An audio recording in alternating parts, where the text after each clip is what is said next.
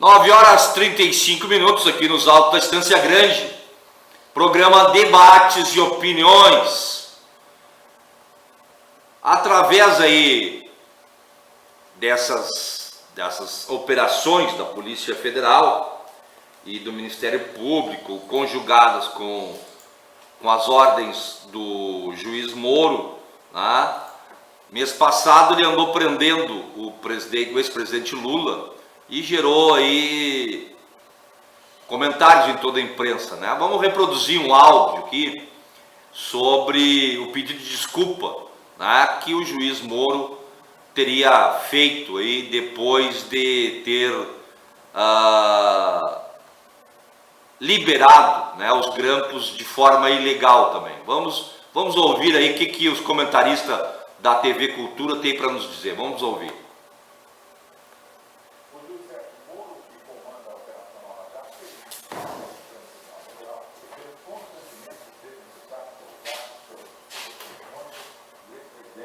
Há 2 semanas, Moro retirou o sigilo e liberou a conversa de Lula com a presidente Dilma Rousseff. Houve reações em todo o país. E o ministro Teori Zavascki, relator da Lava Jato no STF, pediu ao juiz paranaense que todo o processo envolvendo o ex-presidente Lula subisse para o Supremo. Por que o Moro pediu desculpas hoje? Porque o Teori, ao determinar que o Lula fosse para lá, disse: meu caro, explique em 10 dias o que você fez aí, essa barbaridade. E o Moro já fez tanta coisa positiva, mas neste ponto fez uma barbaridade de divulgar conteúdos de conversas privadas, que não tem nada a ver com a investigação, nada a ver. Isso está proibido por lei. Artigo 8º da lei, depois virou o artigo 9º, que manda ele utilizar e cometeu o crime no artigo 10, pena de 2 a 4 anos. Então o Moro vai responder por um crime, tem várias dezenas de ações civis para cair na cabeça dele. Então ele diz: você me explique porque você está sujeito a 3 responsabilidades: civil, administrativa e criminal. Agora o Moro mais acertou do que errou nisso. Mas não mudar ele não só no conduto para fazer o que quiser. Eu acho que a ideia do pedido de desculpas em relação a um tribunal superior, como é o caso do STF, é uma medida até de inteligente. Mas se ele acha que é preciso pedir desculpas, como ele fez, tem que pedir também ao ex-presidente Lula e a Dilma. Foram os principais prejudicados naquela circunstância. Não basta o pedido de desculpa só ao seu superior hierárquico. Né? Afinal de contas, se há necessidade de desculpa dele ao texto, então faça o pedido. E não quem puxou a telha dele, faça o pedido. Aí sim. Isso aí, esse aí é o áudio recuperado aí da TV Cultura aí, tá? Era interessante, mas sabe quando que o Moro vai pedir desculpa pro Lula e pra Dilma? Dia de seu nunca de tarde, meu amigo. Esse cara aí não vai pedir desculpa, não, com certeza não vai, porque ele se acha acima aí do bem e do mal. E, infelizmente, está fazendo um desserviço à justiça brasileira. Nós poderíamos, brasileiros, né, ter recuperado aí muito mais dinheiro nessa operação Lava Jato se todos os políticos fossem investigados de igual forma, né? Então é incrível as delações premiadas aí que a gente ouve, né? Só se ouve. Olha, parece que o cara combina com o delator. Olha aqui, ó. Se você tem para me dizer alguma coisa que é contra o PT, você diz. Se não é contra o PT, você não me diz nada. Não me diga nada. Não me diga nada, porque as coisas estão aí bem estranhas. São 9h39. Vamos aqui na nossa discoteca. Vamos lá na nossa discoteca pra gente tocar aí uma música aí. Vamos lá. Chegando.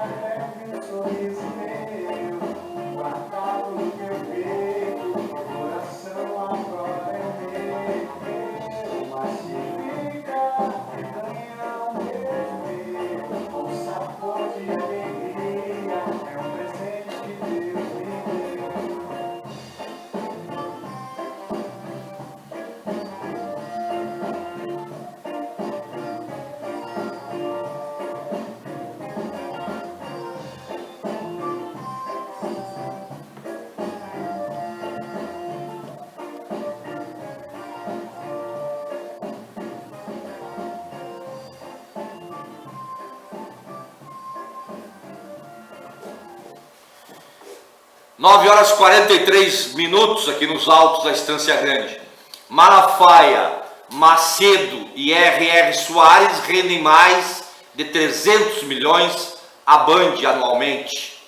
A alocação de horários às igrejas evangélicas rende essa fortuna para a rede de TV Bandeirantes. As igrejas evangélicas virou uma fonte de renda indispensável para o Grupo Bandeirantes, que apenas na Band arrecada mais de 300 milhões por ano.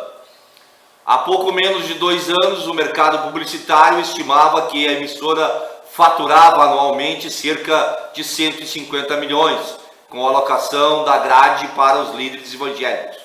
Agora o montante dobrou, devido aos reajustes impostos pela direção da emissora às igrejas que ainda se valem desse recurso, como é o caso da Universal do Reino de Deus e a Internacional da Graça de Deus, de Macedo e Soares, respectivamente, e da Associação Vitória em Cristo, que exibe o programa do pastor Silas Malafaia.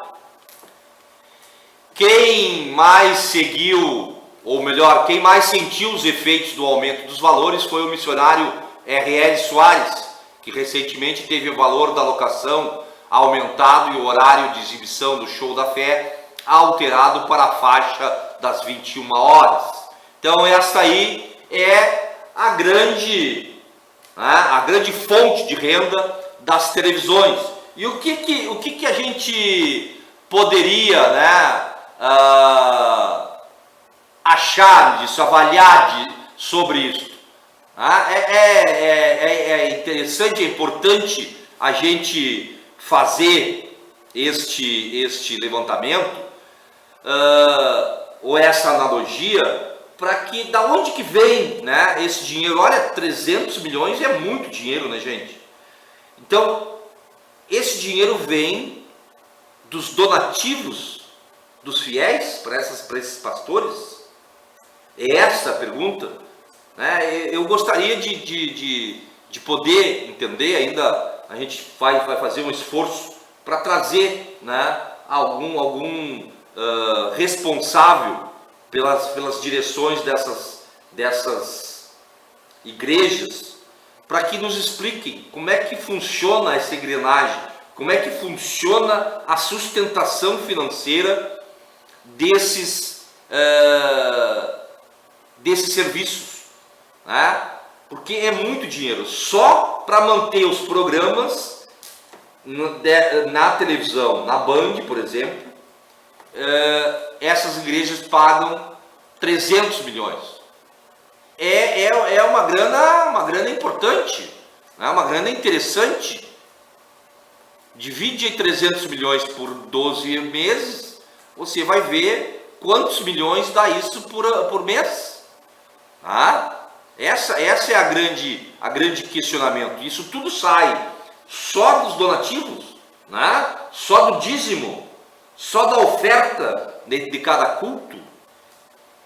A gente passa aqui no centro de Viamão e vê a Igreja Universal do Reino de Deus aberta aí, cedinho da manhã, desde as 7 horas da manhã já tem a igreja, tem gente da igreja, os pastores ou coisa do gênero estão lá na igreja para receber os seus fiéis.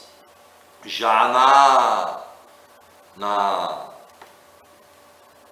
matutina, no café da manhã, já tem gente lá esperando para que... E aí vai até as altas horas da noite. É notório que fica mais de 8 horas aberto, todos os dias. E isso gera uma circulação de pessoas grandiosa. Mas mesmo assim, era interessante saber quanto que arrecada, por dia uma igreja do porte dessa igreja aqui da cidade de Viamão. São 9 horas e 48 minutos. Outra figura que ganhou notoriedade aí essa última semana é a advogada Janaína Pascoal, né, que foi uma das advogadas que assinaram o pedido de impeachment da presidenta Dilma. E a revista Fórum, né, ela fez uma reportagem, foi atrás aí da vida da dona Janaína e descobriu que ela tinha cargos nos governos do Fernando Henrique Cardoso e do Geraldo Alckmin. Então, a sua profissionalidade vai mais além, né, do que o seu sentido militante.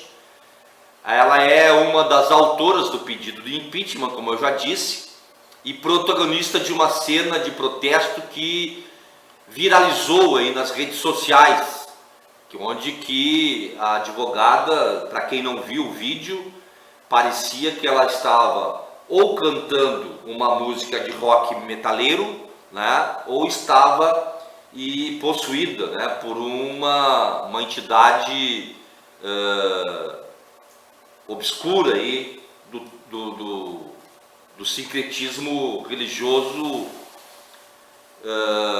maquiavélico, vamos dizer assim, porque não tem muito o que explicar, só para quem viu o vídeo. Mas essa senhora, ela já teve cargos comissionados em 2 governos tucanos, como assessora especial do ministro da Justiça e como assessora técnica de gabinete. Então a dona Janaína Pascoal ficou conhecida principalmente nessa última terça, dia 5 de abril, quando viralizou nas redes sociais um vídeo em que faz um discurso ensandecido, pode ser isso, em apoio ao pedido de impeachment da presidenta Dilma. Aos berros, a advogada virou piada entre os internautas por fazer alusão de poder a uma cobra, né? E com gestos peculiares como rodar a bandeira do Brasil sobre sua cabeça. Ela é uma das autoras, junto com os advogados Hélio Bicudo e Miguel Reale Júnior, do pedido de impeachment, que está sob análise da Comissão Especial da Câmara dos Deputados, sem envolvimento com a política e até sua suposta preferência partidária, no entanto, já vem muito antes do pedido de impeachment da presidenta Dilma. Janaína exerceu por 2 ocasiões cargos comissionados em governos tucanos. No segundo mandato do presidente Fernando Henrique Cardoso, do PSDB, a advogada atuava como assessora especial do ministro da Justiça, tendo sido exonerada em 2002, conforme consta no Diário da União, né, que a gente pode ir lá no Diário Oficial e ver no dia 23 de junho de 2002, né, ela atuava como comissionada do Ministério da Justiça. Então, a dona Janaína tem lado, tem partido político que lhe sustenta também ideologicamente. Então, para a gente dar uma ligada aí e ver como que as coisas transitam, né?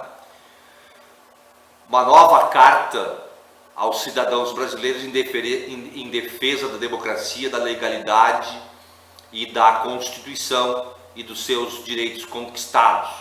Foi feita por juízes e juízas do trabalho, Tribunal Superior do Trabalho, o TST, né, onde juízes e juízas assinam uma carta em defesa da presidenta, em defesa dos direitos, né? Carta aberta aos cidadãos brasileiros em defesa da democracia, da legalidade, da Constituição e dos direitos conquistados. Os signatários dessa carta aberta, magistradas e magistrados do trabalho, preocupados com a gravidade do momento histórico e institucional do país, e particularmente com a possível ruptura do Estado Democrático de Direito, vem a público ponderar, advertir e assumir compromisso com a democracia e com a implantação das promessas constitucionais de construção de uma sociedade justa e solidária.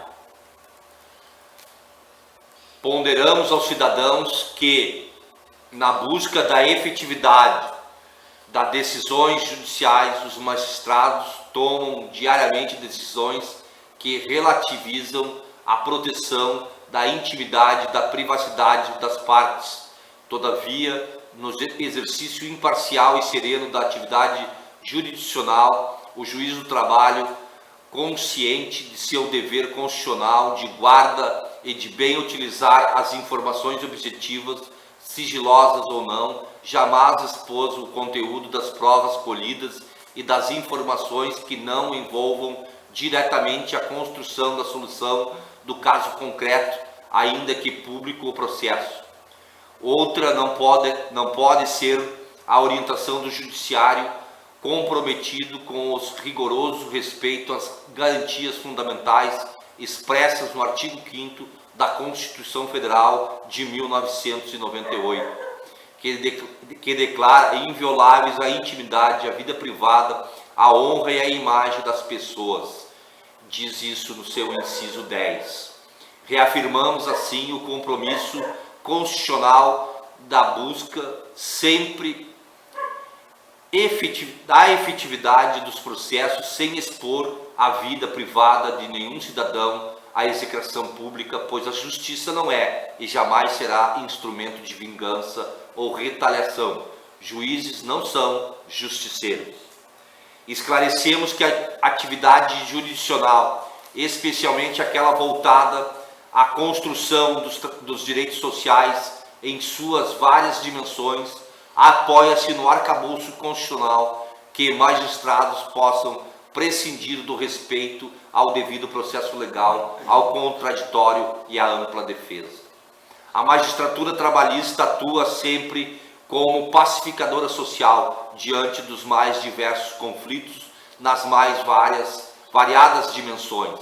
Jamais opta por se afastar do cumprimento das regras que regem o processo judicial, a exemplo da relativização das garantias fundamentais de todo cidadão, sob o argumento da gravidade dos fatos ou extensão do dano.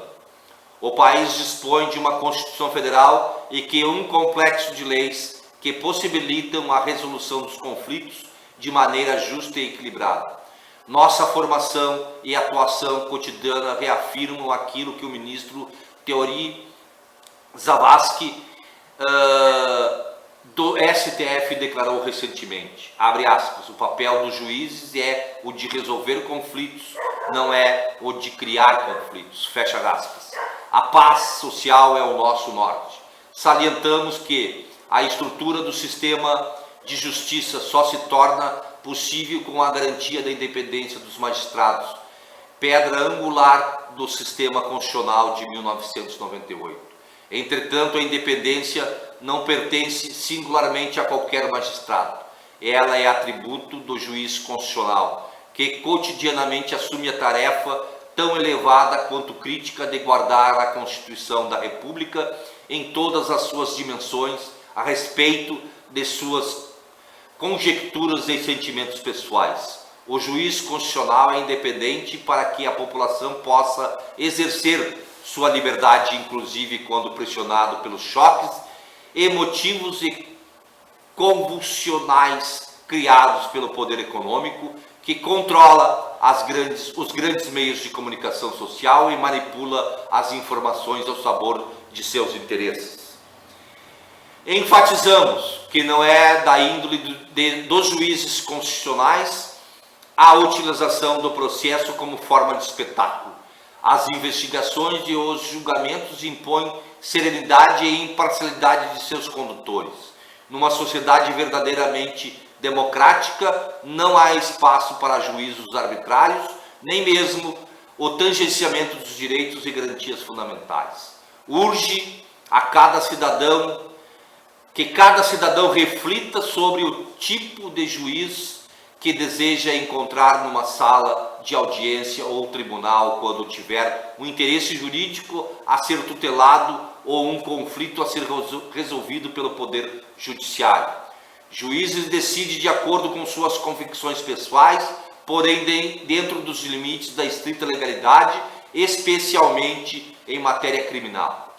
Não há como em direito justificar os meios com os fins pretendidos e muito menos ainda albergar simpatias e antipatias político-partidárias em decisões judiciais. A corrupção é uma chaga que assola o nosso país há séculos, que deve ser combatida de forma intransigente por todos os brasileiros, que devem propagar a ética, a justiça social e moral, acabando com a injustiça e com o desvio do dinheiro público. Contudo, não há combate válido à corrupção fora das regras do devido processo legal e dos princípios morais da ética, que não podem ser distorcidos. Juízes constitucionais não precisam do apoio da opinião pública ou da sociedade em geral para decidir ou impulsionar processos. Ao revés, devem desconsiderar esses apelos sempre que se apresentarem clara e manifesta contrariedade às normas e garantias constitucionais.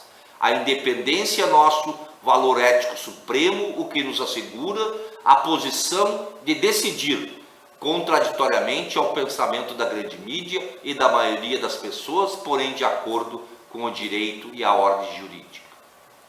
Assumimos o compromisso cívico de alertar os cidadãos e jurisdicionados de que soluções extremadas e apaixonadas assumem uma história a qualificação da prática da injustiça absoluta como grave retrocesso político, institucional e social. No direito do trabalho, a justiça, tal injustiça, certamente alcançará outro futuro muito próximo.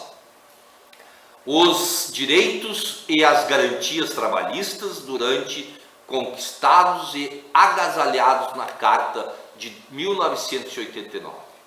Frisamos que dentro do Estado Democrático de Direito, somente se admite o processo de impedimento da Presidente da República, se observada a disposição do artigo 85 da Constituição Federal. Sem a prática de crime de responsabilidade, não se pode cogitar o afastamento do chefe do Executivo democraticamente eleito.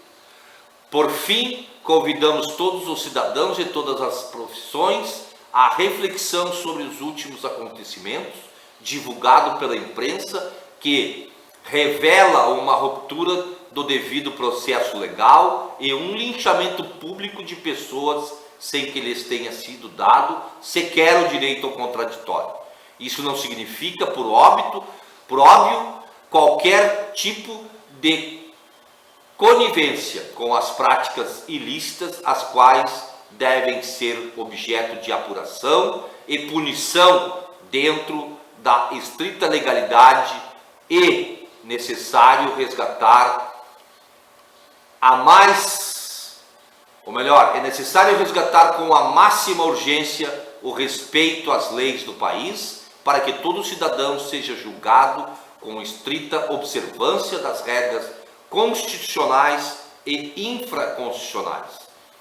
Os magistrados brasileiros do século XXI são garantidores e co-implementadores dos direitos constitucionais da população brasileira.